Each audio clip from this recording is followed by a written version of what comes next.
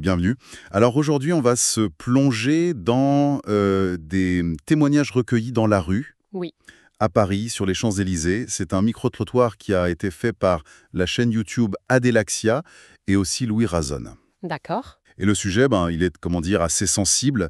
C'est la perception de l'apostasie dans l'islam. Mhm. Le fait de quitter la religion. Voilà, exactement. Quitter l'islam. Et surtout, qu'est-ce que les gens savent des lois qui sont parfois liées, notamment la peine de mort dans certains pays. C'est assez lourd comme sujet. Ah oui, c'est un sujet lourd et important. Oui, et ces interviews, elles ont eu lieu vers le 22 août, c'est pas une date au hasard, c'était la journée internationale pour les victimes de violences liées à la religion. Tout à fait. Donc notre but là, c'est un peu de décortiquer ce qu'on entend dans ces vidéos, voir ce que les gens connaissent vraiment, ce qu'ils en pensent, leurs réactions quoi. Oui, analyser un peu tout ça. Voilà, voir ce qui ressort de plus intéressant. Bah oui, parce que ça touche à des questions qui sont fondamentales, la liberté de conscience évidemment, Bien sûr, mais aussi tout le débat sur les lois religieuses comme la charia. Qu'est-ce que c'est? Comment elle s'applique? la charia, ouais. Oui, le droit islamique qui vient du Coran, des hadiths. Et bon, on voit bien qu'il y a une tension, parfois même très forte, entre ces lois religieuses et puis les droits humains universels. C'est clair. Surtout le droit de changer de religion, justement. Alors justement, ce qui saute aux yeux tout de suite dans ces interviews, c'est l'ignorance en fait. Ah oui. Répondre poliment, ou alors ils disent franchement ah non, là, je sais pas du tout. C'est quand même étonnant, non? À Paris. Oui, c'est interpellant. Mais comment on l'explique? C'est peut-être un désintérêt, non, pour les questions religieuses, vues comme compliquées ou lointaines? Peut-être. Ou alors les médias en parlent pas assez sous cet angle-là. C'est possible aussi. Ou alors il y a une sorte de gêne, oui, une peur d'aborder ces sujets sur l'islam. C'est tellement sensible, politiquement, socialement. Oui, la peur de mal dire, de stigmatiser sans le vouloir. C'est ça. Ou juste la complexité du truc, le droit, la théologie. Du coup, on préfère peut-être ne pas y penser. Une sorte d'évitement. Ouais, on sent cette prudence. Mais là où ça devient vraiment intéressant, c'est quand l'intervieweur, il explique. Ah, Quand il pose la question cash. Vous savez que dans certains pays où on applique la charia, genre l'Arabie Saoudite, l'Iran, l'Afghanistan, si on est né musulman et qu'on quitte l'islam, on risque la peine de mort. mais là les réactions changent, Ah mais du tout au tout. Ça devient très, très vif. j'imagine. Les mots qui reviennent, c'est sans appel, exagéré, extrême, c'est pas normal, c'est choquant. Mhm. Personne, ou presque, ne trouve ça acceptable. Il y a une femme qui dit juste « je pense que les gens ont le droit de changer d'avis ». C'est la base? Oui, c'est simple et direct. Voilà. Une autre, plus jeune, elle est presque incrédule. Juste exagérée. Ce qui ressort super fort, c'est ce réflexe de défendre la vie, la liberté de chacun. L'attachement à la vie, oui. Un passant dit « on préfère la vie, la mort c'est toujours pas un truc cool. Chacun fait ce qu'il a envie de faire du moment où il respecte la vie des autres. » On sent aussi que l'opposition à la peine de mort en général, elle est très forte. Oui, et ce qui est intéressant là, c'est pas tant que les gens réagissent négativement, on s'y attendait un peu dans notre contexte, Oui, bien sûr. mais c'est l'intensité. C'est immédiat, ce rejet. Ça montre à quel point la liberté de conscience est devenue presque sacrée, quoi, dans la pensée occidentale séculaire. Une valeur absolue. C'est ça, un droit fondamental qui passe avant presque tout. Et ce choc moral quasi unanime, il montre bien le fossé qu'il peut y avoir avec d'autres systèmes où la communauté de foi, ou l'idée de loi divine, ça peut passer avant le choix de l'individu. Un fossé culturel, ouais. C'est un vrai point de friction, oui. Mais attention, les intervieweurs Adelaxia et Louis Razon, ils s'arrêtent pas là. Ils ajoutent une couche de complexité. Ah, Ils rappellent qu'il y a des textes religieux précis qui sont utilisés pour justifier cette peine de mort. ah oui, les sources. Voilà. Ils citent un hadith, donc une parole attribuée au prophète Mahomet, qui dit clairement « Celui qui a changé sa religion, tuez-le ». Ouf. Citation directe. Oui. Et là, ça provoque une autre réaction, plus embarrassée parfois. Bah oui, là, on touche au cœur du problème. Le rapport au texte sacré, comment on les interprète. Exactement. Parce qu'un verset comme ça, ou un indice, ça pose direct la question de la loi divine. Est-ce qu'on doit l'appliquer telle qu'elle? Surtout aujourd'hui. Même si, faut le dire, l'interprétation de ces textes, leur contexte historique, ça fait débat, même au sein de l'islam. Oui, c'est pas simple. Mais Adelaxia, l'intervieweuse, elle va plus loin. Elle demande si le problème, sur ce point précis, ce serait pas, non pas des musulmans qui défendent mal leur religion, mais peut-être une religion qui est intolérante, en tout cas si on lit certains textes au pied de la lettre. C'est une question qui dérange, ça. Oui, mais elle est posée, là, dans le micro-trottoir. C'est dans la source. C'est vrai. Et c'est intéressant de voir comment les gens répondent à ça. Il y en a un qui il condamne la peine de mort, mais en même temps, il a l'air de dire bah oui, les textes sont là, sans les critiquer ouvertement. Il constate sans juger le texte lui-même. Voilà. Un autre, il a une autre approche. Il dit qu'appliquer ces peines, même si c'est basé sur des textes, c'est contre-productif. Ça nuit à l'image de l'islam aujourd'hui. À l'argument de l'image, c'est intéressant ça. Ça ajoute une dimension pragmatique, de communication presque. Oui, au-delà de savoir si c'est vrai théologiquement, qu'est-ce que ça implique dans le monde actuel? Exactement. Et puis, il y a un autre type qui fait une comparaison historique, assez audacieuse d'ailleurs, Ah oui. Laël. Il rappelle que le christianisme aussi a eu ses moments sombres, ses persécutions, son intolérance, C'est vrai, l'histoire est là. et il met ça en lien avec ce qu'il voit comme la jeunesse de l'islam par rapport au christianisme. Comme pour dire que peut-être l'islam pourrait évoluer comme le christianisme l'a fait sur certains points. La perspective historique. C'est important de rappeler que les religions évoluent, qu'elles ne sont pas monolithiques. Oui, Les interprétations changent avec le temps, avec le contexte social, politique. Mais bon, ça règle pas le problème d'aujourd'hui, hein. mais non. Aujourd'hui, il y a des États qui appliquent des lois basées sur certaines lectures de ces textes. Et ça a des conséquences réelles, dramatiques pour des gens. Donc l'idée d'une évolution future, elle se heurte un peu à la réalité présente. Et cette réalité, justement, on en parle très concrètement avec le cas de l'Algérie.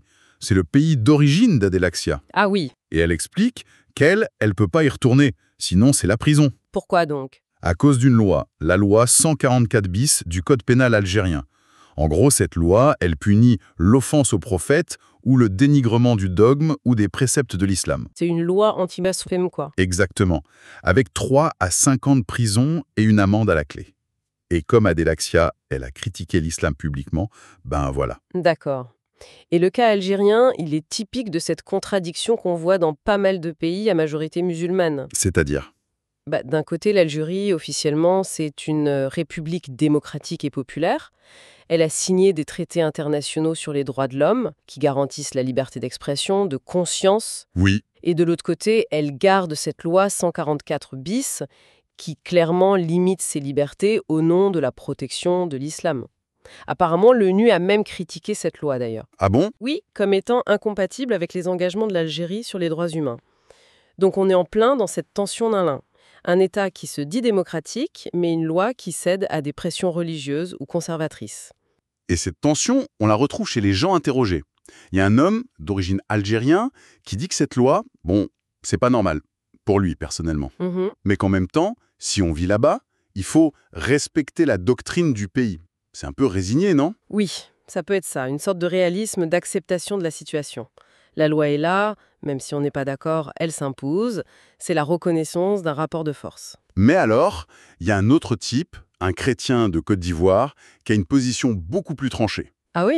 Qu'est-ce qu'il dit? Il dit « L'Algérie, c'est un pays démocratique, ce n'est pas un pays musulman ». Ah, la distinction est forte là. Oui, il sépare vraiment l'identité religieuse de la majorité des gens de la nature de l'État. Pour lui, un État démocratique ne devrait pas être défini par la religion, même si, comme quelqu'un le dit dans l'interview, 80% de la population est musulmane. Pour lui, l'État doit rester neutre. Mais cette distinction, elle est absolument fondamentale sur le plan des principes politiques, juridiques. Oui. Est-ce qu'un État démocratique peut imposer les dogmes d'une religion, même majoritaire, ou protéger ses sensibilités au détriment des libertés de tous, y compris ceux qui croient autre chose ou qui croient pas du tout? C'est toute la question de la laïcité, en fait. Exactement, ou de la sécularisation de l'État. Et c'est une question qui est loin, très loin d'être réglée partout de la même façon. Ce qui nous amène à comparer avec la France, évidemment, c'est souvent fait dans les interviews. Le modèle français, Ici, on a la loi de 1905, la séparation Église-État, la liberté de conscience, le droit de critiquer les religions, le blasphème qui n'est pas un délit. en théorie, Oui, en théorie, un ex-musulman en France, il risque rien au niveau pénal. Mais, et c'est là qu'Adelaxia et Louise insistent, Oui. c'est que la loi, ça fait pas tout. Ils parlent des pressions, la famille, la communauté, parfois même des menaces. ah oui, la pression sociale. Voilà, pour ceux qui quittent l'islam, même en France, même avec la laïcité. Et ça, c'est un point mais crucial. La protection par la loi, c'est nécessaire, mais ça suffit pas. Non, Les dynamiques sociales, familiales, communautaires, ça joue énormément sur la capacité réelle d'une personne à exercer sa liberté. La peur d'être rejetée, la peur de représailles, ça peut freiner autant sinon plus qu'une loi. c'est clair. Et puis, pour revenir à notre intervenant ivoirien, il apporte une autre comparaison intéressante. La Côte d'Ivoire? Oui, il décrit son pays comme un État laïque où la question de punir l'apostasie, elle se pose même pas. Ah, Il parle d'une coexistence qui a l'air assez paisible entre musulmans, chrétiens, animistes. Il dit qu'il y a un respect mutuel pour les fêtes des uns et des autres. Il présente ça un peu comme un modèle. c'est intéressant de voir qu'un autre modèle est possible, donc. Même en Afrique, avec une diversité religieuse forte. Et quand on lui demande comment ils en sont arrivés là, ou ce qu'il faudrait pour changer les lois dans les pays où c'est plus strict, Oui, sa réponse? elle est double. D'abord, il parle de volonté politique. Il insiste sur le rôle des dirigeants pour mettre en place des lois qui respectent les libertés. D'accord, le politique d'abord. Cette façon de voir où le politique et le religieux sont pas complètement séparés pour expliquer le changement? Oui, c'est une vision du monde où le séculier et le religieux s'influencent mutuellement, même dans les facteurs de changement social ou politique. Il faut aussi qu'on parle un peu du regard des jeunes, parce que l'équipe a aussi interrogé 2 jeunes femmes, 17 et 20 ans. D'accord, et alors? Au début, pareil que les autres, apostasie, charia, inconnus au bataillon. Hmm. Quand on leur explique la peine de mort, réaction immédiate, c'est exagéré. Comme les autres, donc. Oui, mais ce qui est intéressant, c'est leur optimisme. Un peu naïf peut-être, mais bon, elles espèrent que leur génération, qu'elles décrivent comme beaucoup plus chill, Chill, oui. fera évoluer les mentalités. Ah, l'éternel espoir dans la jeunesse. Mais ça pose direct la question de l'éducation, ça. Exactement. Comment on fait pour que les jeunes comprennent ces sujets complexes? Comment on développe leur esprit critique face aux dogmes, quels qu'ils soient, et face au fondamentalisme? D'ailleurs, ils en parlent dans le micro-trottoir, non? De l'éducation. Si. L'intervieweur demande s'il ne faudrait pas introduire une éducation critique sur les religions, leurs dérives possibles, dès l'école primaire. Il parle du CM2. Dès le CM2. Et qu'est-ce qu'elles en pensent, les jeunes femmes? Alors là, elles sont pas d'accord entre elles. Il y en a une qui est plutôt contre. Trop tôt. Pourquoi? Elle a peur que ça sépare les gens trop jeunes. Elle préfère garder une certaine innocence. Pour elle, c'est trop lourd pour des enfants. C'est une crainte qu'on entend souvent, oui. Le risque de créer des divisions, de heurter les enfants. Oui, mais son amie, elle pense que le lycée, ce serait le bon moment. Ah, plus tard. Oui, elle dit qu'au lycée, avec l'histoire géo, le français et surtout la philo, La philo, oui. on a déjà les outils pour forger cet esprit critique. Qu'à cet âge-là, on est plus mûr pour analyser, décortiquer les textes, les idéologies, même religieuses, de manière plus dépassionnée. Ce débat sur le quand et le comment éduquer à l'esprit critique face aux religieux, il est tellement central aujourd'hui. Oui, L'enjeu, c'est énorme. Former des citoyens qui comprennent la complexité, qui analysent les discours sans tomber dans la caricature ou la stigmatisation. tout en défendant la liberté et l'égalité. Exactement. Trouver le bon équilibre pédagogique, c'est un sacré défi. Elles ont l'air super réceptives à l'info qu'on leur donne. Ah oui? Elles disent même qu'elles apprécient la démarche du micro-trottoir. Et elles reconnaissent que les réseaux sociaux, qu'elles utilisent beaucoup, ça pourrait être utile pour parler de ces sujets. Des sujets dont elles n'avaient jamais entendu parler, même au lycée apparemment. Il y a une demande d'information alors? On dirait bien oui. Une soif d'infos. Et c'est là que des initiatives comme celle d'Adelaxia et Louis Raisonne, ça prend tout son sens. Ça ouvre le débat public sur des trucs difficiles, Ça confronte les gens à des réalités, ouais. des réalités parfois choquantes, mais qui existent. Et ça fait réfléchir, surtout les jeunes qui s'informent de plus en plus par ces canaux-là. Oui. Et juste pour être complet, il y a un autre point qui a été mentionné par l'intervenant ivoirien. Ça rappelle que la violence, elle est bien réelle. Il a parlé du Nigeria. Il disait que selon lui, 200 chrétiens avaient été tués récemment par des groupes islamistes radicaux. Ah oui, le Nigeria. Malheureusement, on entend souvent parler de violence là-bas. Oui. Alors bon, c'est une info qu'on n'a pas vérifiée nous-mêmes, mais ça illustre de façon tragique que tout ça, c'est pas juste des débats théoriques ou des lois sur le papier. Non, absolument pas. Il faut garder ça en tête. Derrière les discussions sur les textes, les lois, il y a des vies humaines, des persécutions, des violences, au nom de la religion, que ce soit par des États ou par des groupes. Le Nigeria en est un exemple terrible et récurrent. Bon. Alors, si on essaye de résumer un peu ce qu'on a vu aujourd'hui à travers ces interviews à Paris. Vas-y. Premièrement, ce contraste énorme. D'un côté, les gens connaissent pas bien, voire pas du tout, l'apostasie, la charia, Oui, une méconnaissance assez large. et de l'autre, la réalité de lois très dures qui existent dans certains pays. Deuxièmement, une réaction quasi unanime de rejet. La condamnation morale de la peine de mort pour changement de religion. Ça semble vraiment ancré dans les valeurs ici. Liberté, respect de la vie. Oui, un rejet très fort, quasi instinctif. Et troisièmement, on avait toute la complexité du truc. Le lien entre les textes sacrés, leurs interprétations, les lois des pays, les pressions sociales et les droits fondamentaux. La quadrature du cercle parfois, Oui, et le cas de l'Algérie qui montre bien toutes ces tensions. c'est ça. Et tout ça, ça nous laisse avec une question. Une question de fond, en fait. Un défi pour nous tous. Laquelle? Comment on fait concrètement, pas juste en parole, pour concilier deux choses? D'un côté, le respect des convictions de chacun, y compris le droit de changer de religion, de la critiquer ou de pas en avoir du tout. Oui, la liberté de conscience? Et de l'autre côté, des lois ou des pressions sociales qui, dans certains endroits, sont encore très marquées par des traditions religieuses qui, elles, ne tolèrent pas cette liberté. C'est la grande question. Et quel est le rôle absolument essentiel de l'éducation, pas le catéchisme, l'éducation à l'esprit critique et d'une information qui soit factuelle, nuancée et aussi courageuse pour nous aider à gérer ces tensions. Ces tensions qui sont inévitables dans notre monde de plus en plus divers et de plus en plus confronté à lui-même. Une question puissante, en effet. Pour terminer, merci de nous avoir suivis pour cette exploration des opinions sur un sujet, oui, vraiment délicat. On vous laisse y réfléchir. À très bientôt.